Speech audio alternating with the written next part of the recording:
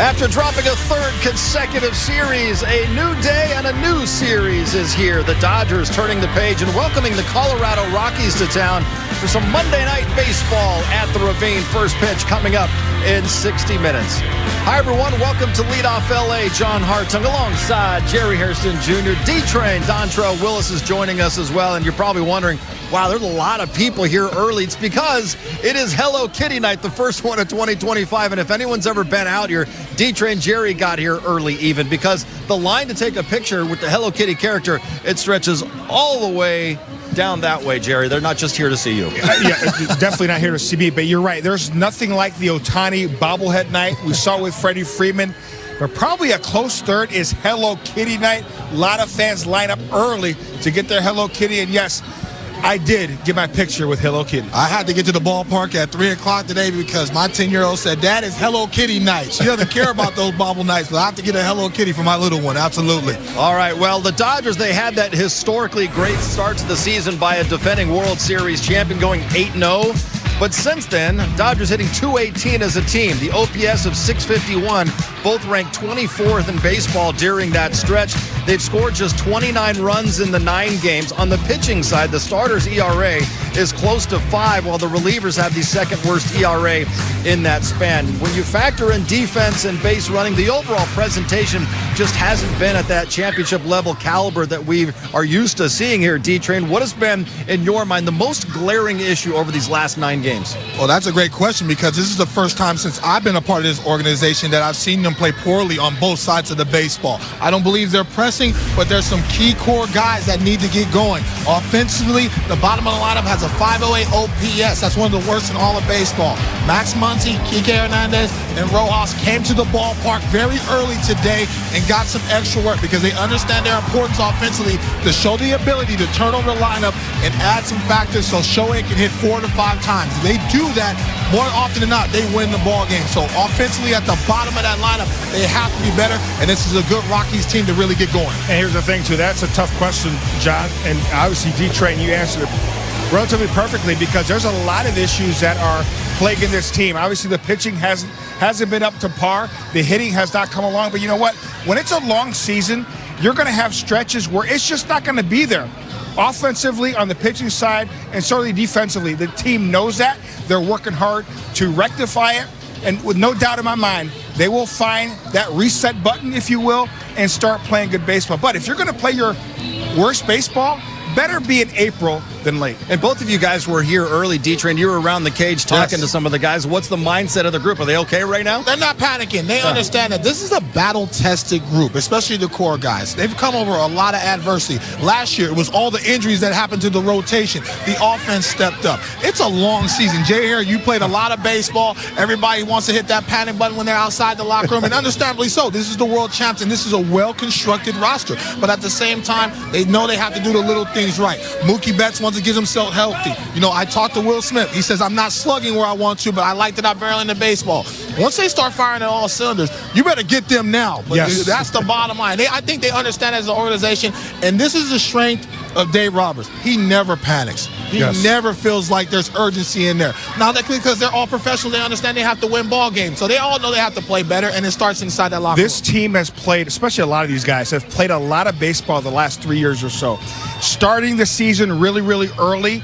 Obviously in Tokyo with all that fanfare. We had the ring ceremony, opening night. So much energy to start the season. And really, to these players, haven't played that World Series, that long grind to win a World Series, it was like a quick turnaround for them. You're going to have a lull, and I'm not too surprised that we're having that lull. And listen, it's kind of like what Rory did yesterday, he won the Masters. He had some great shots. He had some shots that shook your head. You're going to have some games early on the season. It's just going to shake your head.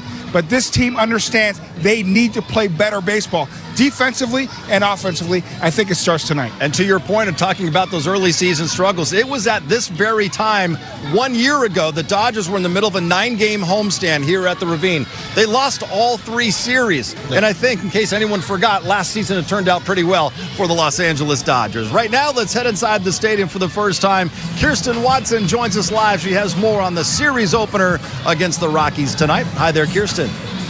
Hi, John. Well, first, let me say, if we go back to last April during that tough stretch, and when you talk to the guys and you would ask them to kind of what's going on, they'd be like, hey, it's still just April. We'll figure things out. Things will be fine. And that is the exact same mindset right now. Dave Roberts today, he talked about just what he's been seeing from the offense and how he wants to see those guys get going.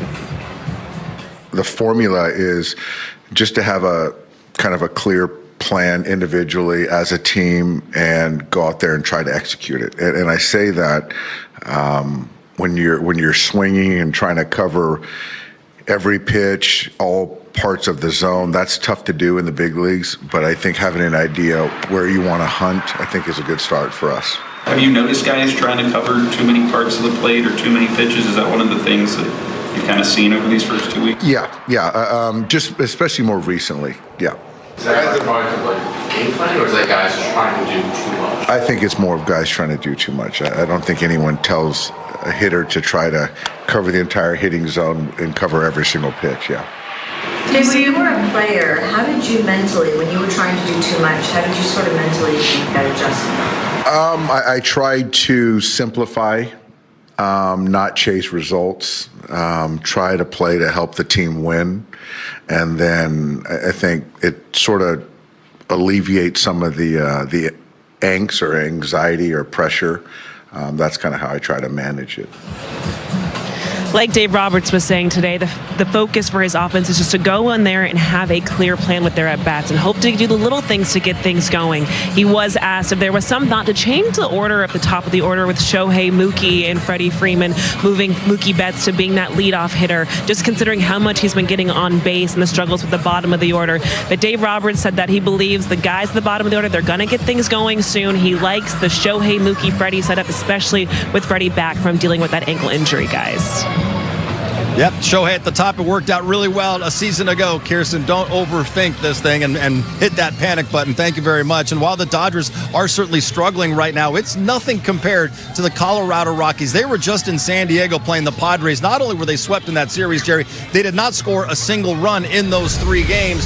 And you look at them for the season, worst record in baseball. So it might be a chance for the Dodgers to get back on track. Yeah, listen, obviously they're off to not a very good start. Last in MLB runs per game right there, 3-12 record. But here's the thing, Dodgers, you got to worry about your business. Don't worry about if a team's struggling or red hot.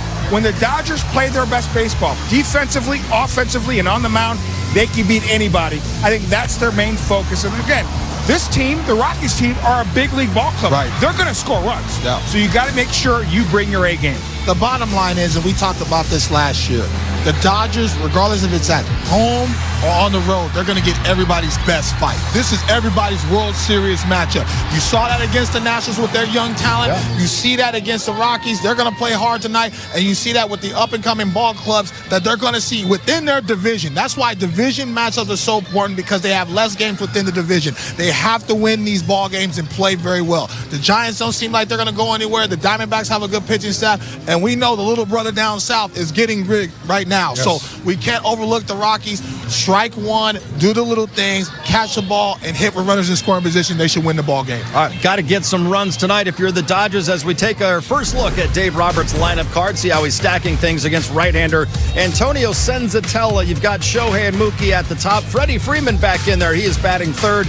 No Teoscar Hernandez for the first time this season. It's Will Smith in the cleanup spot. Michael Conforto batting fifth. He'll play left field. Then Tommy Edman in center. Max Muncy at third. Kike gets the start at second base. And Andy Pages sliding over to right field. Dontrell, what sticks out to you? The top of the lineup. They have to do damage. They have to take pressure off the rest of this lineup. You got Freddie Freeman back in the lineup. I expect those guys to have some loud contact early to take that pressure off, because they look a little tight. Not too tight, but they look a little tight because they're not scoring runs like they used to. So that's why you pay those guys at the big bucks at the top of the line to factor. I expect them to factor early and often. And I'm looking at Michael Conforto, 2 for 4 last night. Listen, I've loved his at-bats. He really has a great bat path. Right. I looked for him to really get hot very, very soon. All right, we're just getting started here at Dodger Stadium. Yoshinobu Yamamoto has quickly become one of the best pitchers in the majors. And who knew? He's also pretty good at juggling the baseballs. D-Train, that's pretty good, right? I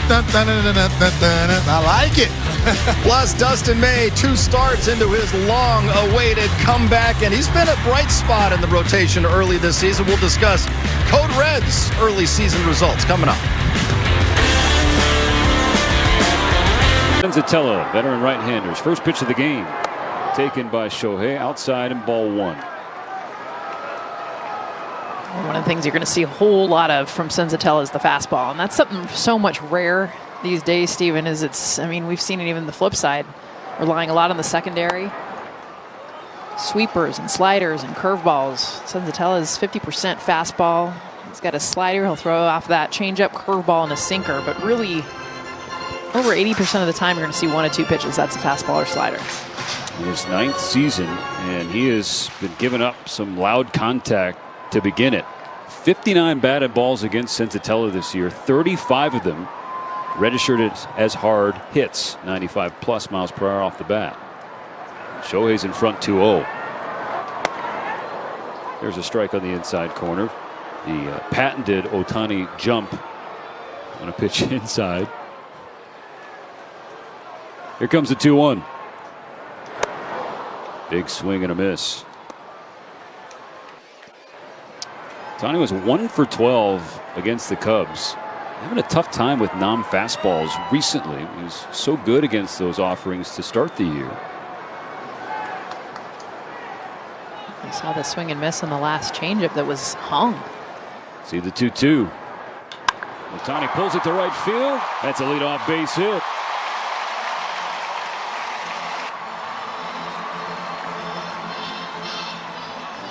It's so impressive to me. Look at the hitting position that he gets himself in. He's beat lower half. Look at his lower half go. And then all upper half. Literally, just take your hands and poke this thing 103 miles an hour. Watch his lower half just get out of there. This is all upper body strength. Poked out of the right field, which for most guys, 89 miles an hour, 103 off the bat. On in front of Betts, who's got great numbers against Senzatella. First pitch strike given to him. Mookie's 9 for 20 in his career against the Rockies starter. That's a .450 clip. 4 extra base hits. 2 have left the yard.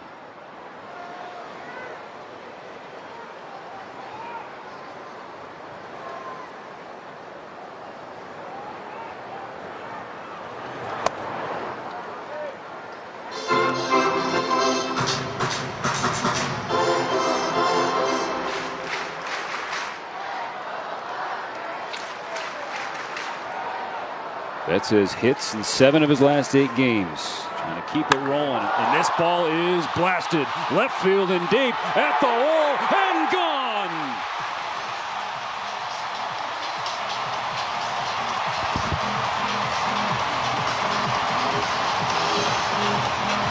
Betts puts him in the book once again. His 4th of the season. And just like that, 2-0 Dodgers.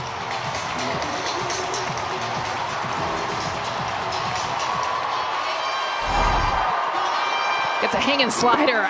See you later. You were just talking about his bat-to-ball skills, ability to be able to get on base over the course of the weekend. The slug was kind of silent, though, for a while. Shohei Ohtani leads off the bottom of the 3rd. The Dodgers ahead 2-0. Strike 1 fouled into the net.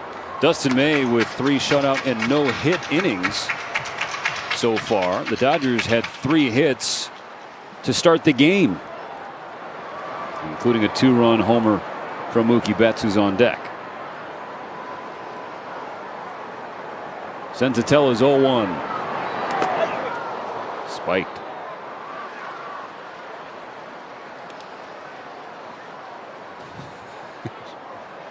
Facial expressions. Yeah. Concern, checking on Goodman. Good. Okay.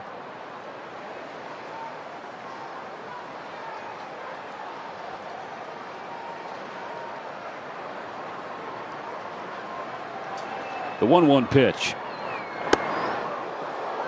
Joss clips the inside corner. Oh, no. Thought that was off the plate. Up and in. Of course, as you mentioned earlier, Shohei's reaction always makes it seem like it's a foot off the plate. Best.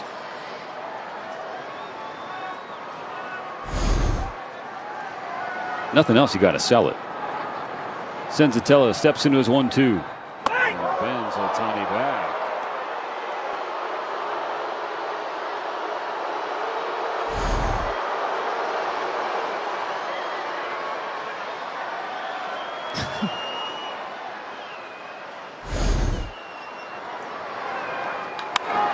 Ball to right field, hooking toward the pole, and foul.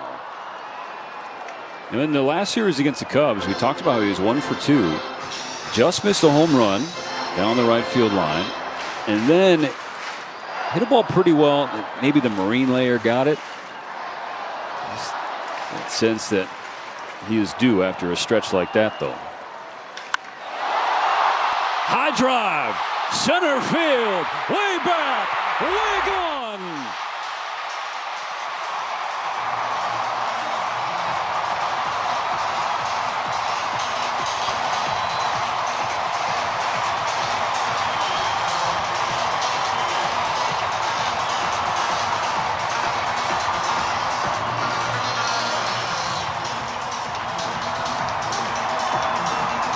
The beauty is the changeup he fouled off down the right field line to get back to the fastball he wanted. Instead of it coming up and in, which is where Senzatella wanted it, ends up just middle and up.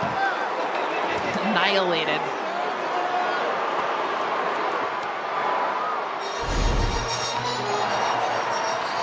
Oh, just doesn't get old. That sound.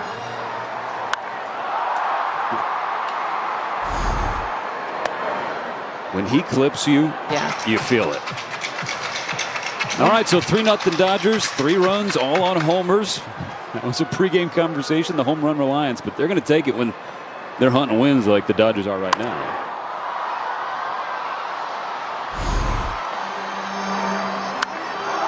$112 miles an hour. We talked about his hit in his last at bat at 103. I love that he does his own sign for the advertisement. On the ground, ooh, well handled by Tovar on one hop.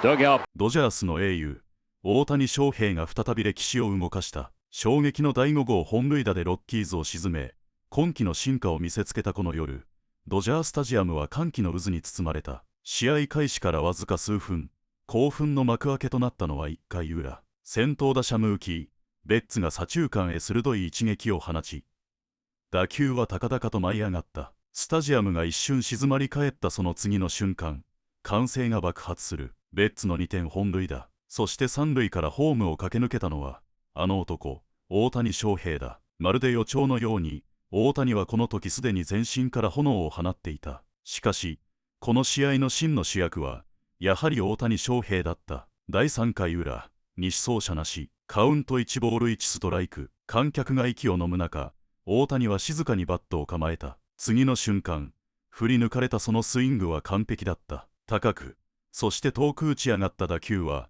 ロッキーズの外野を悠然と越え、中堅方向へ一直線に吸い込まれていった。推定飛距離408フィート、完璧な打球だった。ドジャーススタジアムが再び割れんばかりの歓声に包まれる。これが今季第5号本塁打。翔平劇場の真骨頂だった。打った瞬間にわかるあの感触。追い風でも、偶然でもない。自らの意志と力で飛ばした一発。ロッキーズの投手は完全に翻弄され、マウンド上で表情を失っていた。打球の角度、飛距離、そしてタイミング、どれをとっても一級品。まさに芸術的なホームランだった。大谷の打席にはいつも物語がある。ただの一打ではない。その裏に、苦悩、葛藤、そして執念が詰まっている。開幕から注目を集め続けてきた彼だが、今季は特に、打者としての進化が著しい。打球速度の向上、選球眼の研ぎ澄まし、スイング軌道の改良、すべてが結実した一撃だった。ドジャース移籍後、